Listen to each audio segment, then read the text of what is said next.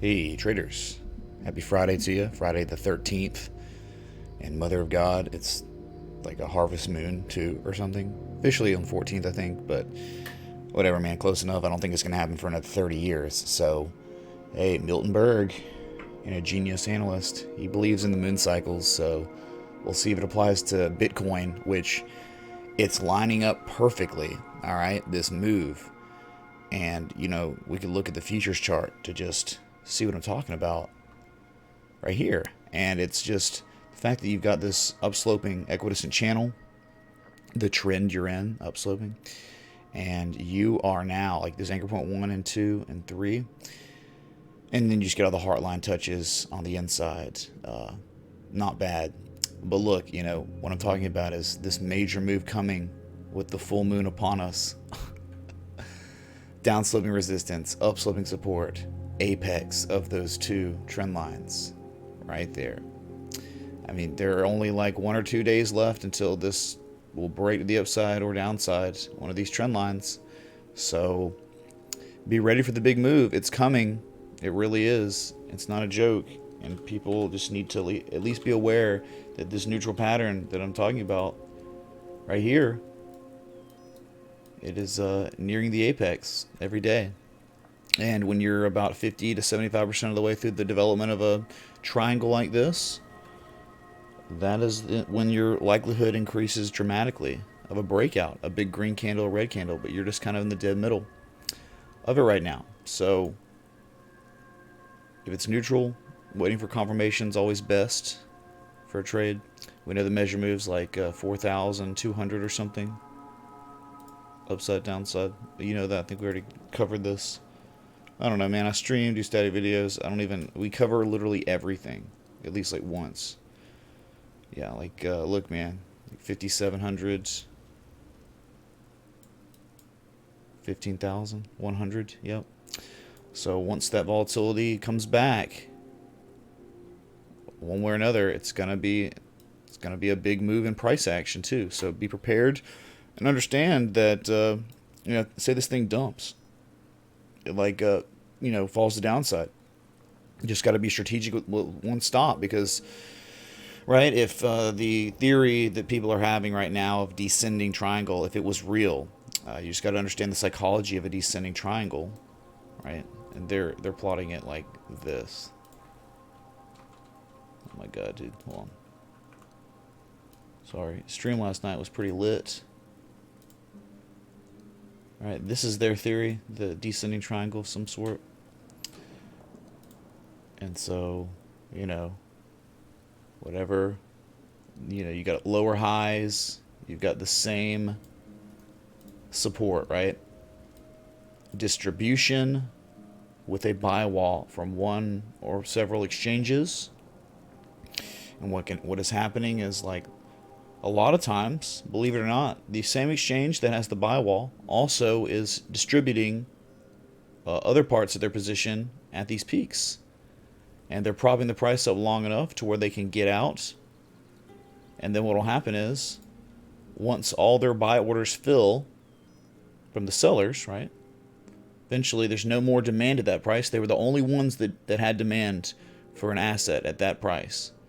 And so what can happen is you can get a violent drop to the downside until demand comes to be again. Like on the order book, where's the demand? Well, it's way down here, right? And so that's like how violent drops can happen. And that's like specifically what happens if you inverse no further than how it all began on the tether chart. It wasn't like this on the other exchanges, right? You had the ascending triangle. Once you hit that wall, that sell wall for the third time, there were no more orders. There were no more sell orders. There was no more supply at this price. There was only supply at higher prices. And really, it wasn't until, probably like nearly 5K that there were actually sell orders, right? And that's why you got that break, and that is when it all started for Bitcoin. And now, as you can see, this pattern compared to this one, oh my god, right? This symmetrical triangle makes this ascending triangle look like little brother, right? By multiple years. All right, so again, Major volatility is coming. You're 80% plus of the way through the development of the triangle. And if it's a descending triangle, be careful on your stop losses. Be strategic with it, just because, again, running stops can occur where there's no more demand at the price you have your stop loss. And if there's no demand there, there's only demand at much lower prices, well, your order will not get filled. And then the running stop will occur and you will get wrecked. All right? So always best to wait for breakouts and back tests, even though, a lot of times you don't get them, especially on Bitcoin. But anyway, don't want to go into it too much. Just wanted to talk about just showing you the futures. Well, I was looking at the futures.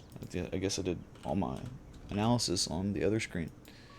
All right, just wanted you to see how contracted we are on the futures, and really what's happening, where we just can't break a resistance. There's just not enough demand to break this resistance, and you just keep making lower highs. But there is that idea that maybe, just maybe, there's a scuffed inverse head and shoulders, which I understand. I get it. I kind of see it.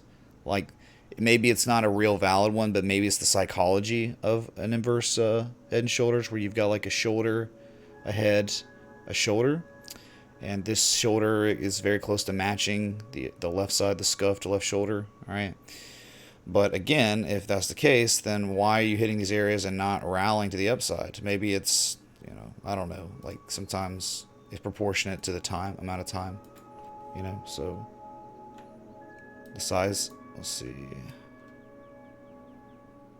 Right, so you're getting there, man. On the size of like that left shoulder, you're getting closer and closer to the, it being the same size. So, okay. Again, if that was the case, the neckline is 10,941.